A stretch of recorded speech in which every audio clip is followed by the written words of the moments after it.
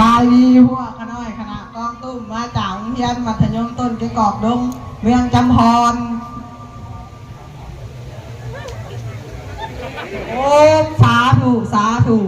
โอมพิษพยามารมารให้อย่ามาบังหนาขอให้บังไพ่ผู้ขาได้ขึ้นเหนือช้อยแขนจูดอยู่แดนธรณีเมืองใต้สาธุทางนี้ไปถึงปอง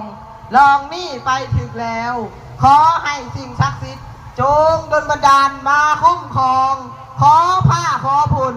จงโผยลงมาอย่าได้มีสิ่งกีดกั้นมาบังหนาเขตหาห้อยให้หลีกหนีสาธุสาธุสา